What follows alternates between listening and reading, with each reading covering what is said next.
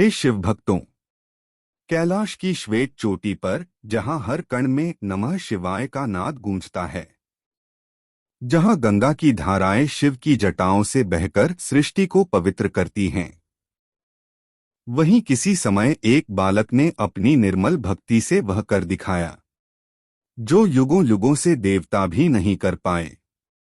उसने स्वयं महादेव को अपने समर्पण से बांध लिया। वह बालक था नंदी, जिसका जन्म किसी राजमहल में नहीं बल्कि एक ऋषि के तप में हुआ, जिसके हृदय में कोई लालसा नहीं थी, केवल एक ही इच्छा, शिव के चरणों में स्थिर रहना। भक्तों, नंदी की कथा केवल यह नहीं बताती कि वह शिव का वाहन कैसे बना, बल्कि यह भी सिखाती है कि जब प्रेम, विश्वास और समर्पण एक साथ मिलते हैं तो ईश्वर केवल पूजे नहीं जाते, वे प्रकट होते हैं। जब कोई हृदय इतना निर्मल हो जाता है कि उसमें केवल हर हर महादेव की गूंज रह जाती है, तब शिव स्वयं उस भक्त का हृदय बन जाते हैं। नंदी ने यही किया। उसने अपने भीतर से मैं को मिटा दिया, और जहां मैं मिटता है वहीं महादेव बसते हैं। आज हम उसी रहस्य को जानेंगे। कैसे नंदी शिवजी के परम भक्त बने, कैसे भक्ति ने उन्हें अमरत्व दिया, और क्यों आज भी हर शिव मंदिर में नंदी शिवलिंग के सामने स्थिर बैठा मौन होकर भक्तों की प्रार्थनाएं सुनता है, ताकि वह उन्हें सीधा शिव तक पहुंचा सके। तो आइए भक्तों, मन को शांत करें, हृदय को भक्ति से भरें और चलें उस दिव्य यात्रा पर जहां एक बालक नंदी भक्ति से देवत्व को छू लेता है, जहां शिव और भक्त का भेद मिट जाता है। हे भक्तों, आज की यह कथा केवल एक पुरानी कहानी नहीं, यह भक्ति का वह अमृत है जो आत्मा को शिव के चरणों तक ले जाता है। क्या आपने कभी सोचा है, एक साधारण बालक नंदी शिवजी का परम भक्त कैसे बना? कैसे उसने अपनी प्रार्थना को इतना पवित्र किया कि स्वयं महादेव उसके सामने प्रकट हो गए? वह केवल शिव का सेवक नहीं रहा, वह तो शिव का श्वास बन गया। आइए आज सुनते हैं वह पवित्र कथा जब भक्ति ने देवत्व को भी बांध लिया, जब एक भक्त ने अपने समर्पण से स्वयं महादेव को अपना बना लिया। नंदी। जब सृष्टि का संचालन प्रारंभ हुआ, तब हर देवता को उसका अपना कार्य मिला। कोई सृष्टि का विस्तार कर रहा था, कोई पालन कर रहा था, कोई संहार कर रहा था। परंतु इस विराट लीला में एक दिव्य आत्मा ऐसी थी जिसका जन्म केवल सेवा, समर्पण और भक्ति के लिए हुआ। वही आत्मा आगे चलकर नंदी के रूप में विख्यात हुई। कहते हैं कि ऋषि शिलाद नाम के एक महान तपस्वी थे। उनका तप इतना प्रबल था कि देवता भी उनके योग बल से प्रभावित रहते थे। शिलाद मुनि का जीवन पूर्णतः तप, ब्रह्मचर्य और योग में बीत रहा था। एक दिन उन्होंने सोचा, मुझे ऐसा पुत्र चाहिए जो मृत्यु से परे हो, जो जन्म मरण के बंधन में न आए, जो स्वयं ईश्वर की छाया बन जाए। इस विचार के साथ उन्होंने घोर तपस्या आरंभ की। सहस्रों वर्षों तक उन्होंने तप किया, न अन्न ग्रहण किया, न निद्रा ली, केवल शिव का स्मरण करते रहे। उनकी तपस्या से प्रसन्न होकर स्वयं भगवान शिव प्रकट हुए। उनकी देह नीलवर्ण, गले में सर्प, जटाओं में गंगा की धारा और मुख पर गहन करुणा का तेज।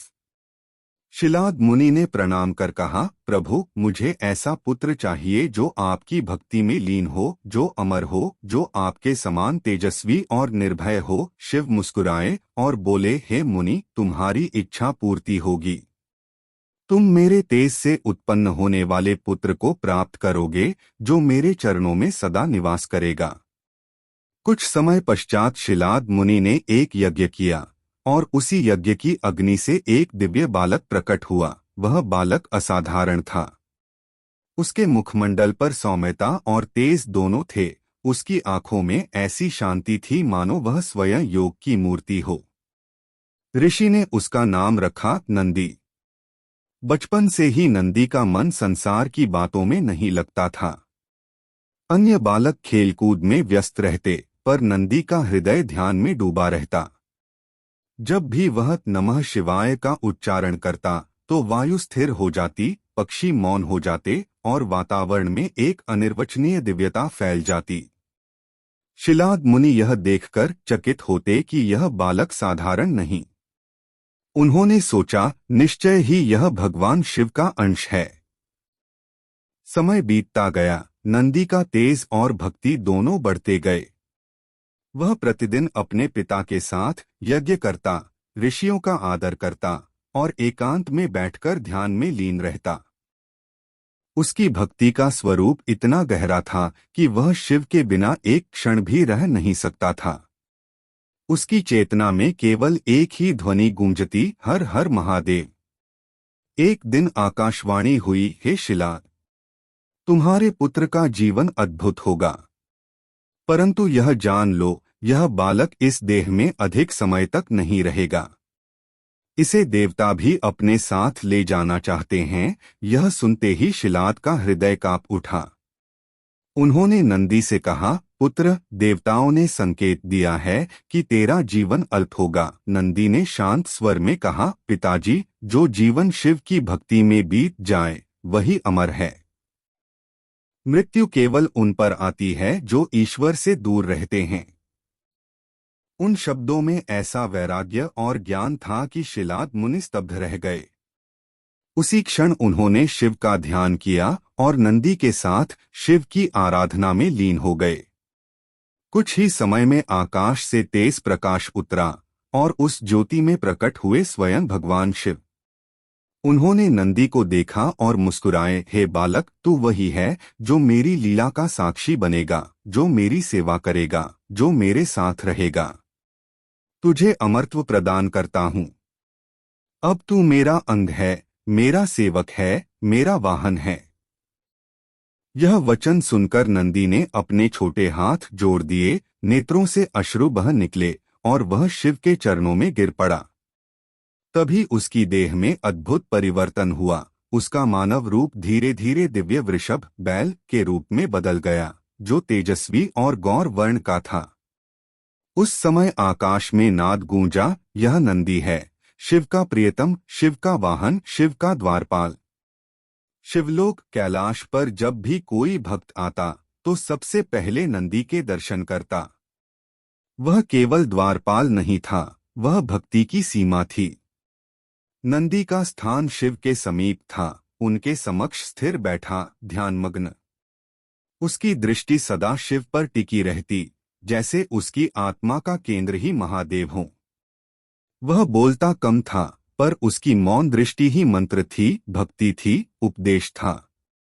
कहते हैं कि एक बार पार्वती जी ने शिव से पूछा, स्वामी, यह नंदी सदा आपके चरणों में बैठा रहता है, न भोजन करता है, न विश्राम, इसका रहस्य क्या है? शिव मुस्कुराए और बोले, देवी, जब आत्मा अपने परमात्मा को पा लेती है तब उसे विश्राम की आवश्यकता नहीं रहती।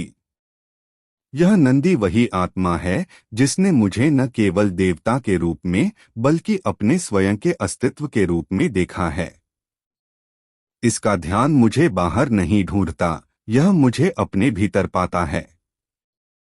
नंदी की भक्ति में कोई अपेक्षा नहीं थी। वह केवल सेवा चाहता था, शिव का आदेश ही उसका धर्म था। जब भी शिव ध्यान में लीन होते, नंदी उनके चारों ओर एक अचल प्रहरी बन जाता। जब शिव तांडव करते तो नंदी उस नाद में समाहित हो जाता। जब शिव क्रोधित होते तो नंदी उनकी करुणा को स्मरण कर उन्हें शांति देता। वह केवल वाहन नहीं, शिव की चेतना का जीवंत प्रतिबिंब था। एक बार जब देवताओं और असुरों के बीच महासंग्राम छिड़ा, तब शिव के शरणागत अनेक देवता नंदी के पास आए। उन्होंने कहा, नंदी, हमें महादेव से सहायता चाहिए, परंतु वे समाधि में हैं। नंदी ने कहा, जो शिव में लीन है वही उनकी वाणी को समझ सकता है। बैठो, ध्यान करो, तब तुम जान पाओगे कि सहायता बाहर नहीं, भीतर से आएगी। यही नंदी का उपदेश था। शिव को पाने का मार्ग भीतर से शुरू होता है। नंदी ने शिव भक्ति को कर्म के साथ जोड़ा। वह केवल ध्यान नहीं करता था, वह सेवा भी करता था। उसने कैलाश पर शिव के मंदिरों की रक्षा की, भस्मारती का आयोजन किया और शिवगणों का नेतृत्व किया। उसके नेतृत्व में गणों का अनुशासन ऐसा था कि कोई भी असुर या दुष्ट शक्ति शिवलोक में प्रवेश नहीं कर सकती थी। फिर भी नंदी का मन किसी अहंकार में नहीं डूबा। वह जानता था, मैं केवल उनका उपकरण हूँ, शिव स्वयं सब करवाते हैं। एक दिन नारद मुनि कैलाश पहुंचे। उन्होंने नंदी से पूछा, हे वृषभराज, तू सदा मौन क्यों रहता है? क्या तुझे कभी यह इच्छा नहीं होती कि तेरा नाम भी संसार जाने? नंदी ने हंसते हुए कहा, जो शिव को पा लेता है उसे संसार की दृष्टि की क्या आवश्यकता? जो शिव के चरणों में स्थिर है उसके लिए मान अपमान प्रसिद्धि अप्रीति सब समान हैं। मैं तो केवल उनका सेवक हूँ, उनकी छाया हूँ। नारद मुनि यह सुनकर बोले, सत्य ही नंदी, तुझ में भक्ति का चरम रूप है, सेवाभाव, निष्कामता और आत्मविस्मृति। यही वह स्थिति है जहाँ भक्त और भगवान में कोई भेद नहीं रह जाता। नंदी केवल शिव का वाहन नहीं बल्कि भक्ति का दर्पण है। उसका स्थिर रूप इस बात का प्रतीक है कि जब मन स्थिर हो जाता है तभी भगवान का साक्षात्कार होता है। इसलिए हर शिव मंदिर में नंदी को शिवलिंग के सामने स्थापित किया जाता है। वह भक्त और भगवान के बीच का सेतु है। जब भक्त शिवलिंग के दर्शन करता है तो पहले नंदी की आंखों से देखता है, अर्थात पहले अपने भीतर की भक्ति से, फिर ईश्वर को। यही नंदी का रहस्य है। नंदी के कान में नमः शिवाय फूंकने की परंपरा भी इसी भाव से उत्पन्न हुई। भक्त मानता है कि यदि उसकी प्रार्थना शुद्ध हृदय से हो तो नंदी उसे सीधे शिव तक पहुंचा देता है। वह केवल द्वारपाल नहीं, वह संदेशवाहक है, भक्त की वाणी को ईश्वर तक और ईश्वर की करुणा को भक्त तक पहुंचाने वाला। कहते हैं, एक बार एक बालक रोते हुए कैलाश पहुंचा। वह बोला, नंदी, शिव मुझसे रुष्ट हैं, मेरी बात नहीं सुनते। नंदी ने मुस्कुराकर कहा, शिव कभी किसी से रुष्ट नहीं होते, केवल तुम्हारा मन उनसे दूर हो गया है। बैठो, ध्यान करो और अपने भीतर उस नाद को सुनो, वही शिव हैं। बालक ने वैसा ही किया और थोड़ी देर में उसकी आंखों से आंसू बहने लगे, पर अब वे आंसू दुख के नहीं, आनंद के थे। तब नंदी ने कहा, देखो, अब तुमने उन्हें पा लिया। यही नंदी का उपदेश है। शिव को पाने के लिए बाहर नहीं भागो, भीतर झांको।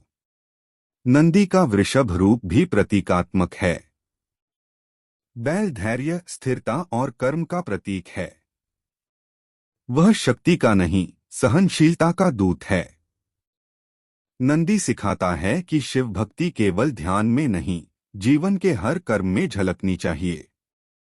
जब हम सत्य, संयम और समर्पण से कर्म करते हैं तब वही नंदी भाव प्रकट होता है। एक कथा में कहा गया है कि जब पार्वती जी ने शिव से पूछा, स्वामी, आपके इतने गण हैं पर आप नंदी को ही अपना वाहन क्यों मानते हैं? शिव ने उत्तर दिया, क्योंकि नंदी केवल शरीर से नहीं, आत्मा से मेरी सेवा करता है। वह मेरे साथ चलने के लिए नहीं, मेरे साथ एक होने के लिए जन्मा है। यही वह भक्ति है जो मनुष्य को देवत्व तक ले जाती है। नंदी का यह भाव हर युग में प्रेरणा देता रहा है। हर शिव मंदिर में जब भक्त नंदी के सम्मुख झुकता है तो वह केवल मूर्ति के आगे नहीं, उस आदर्श के आगे झुकता है जो कहता है, भक्ति का अर्थ सेवा है और सेवा का अर्थ समर्पण। जब मनुष्य अपनी इच्छा, अभिमान और अहंकार को शिव के चरणों में रख देता है तब वही नंदी बन जाता है। कैलाश की नित्य कथा में जब शिव तांडव करते हैं तो नंदी उनके पास खड़ा रहता है, मौन और स्थिर। उसकी दृष्टि उस विराट लीला में भी विचलित नहीं होती।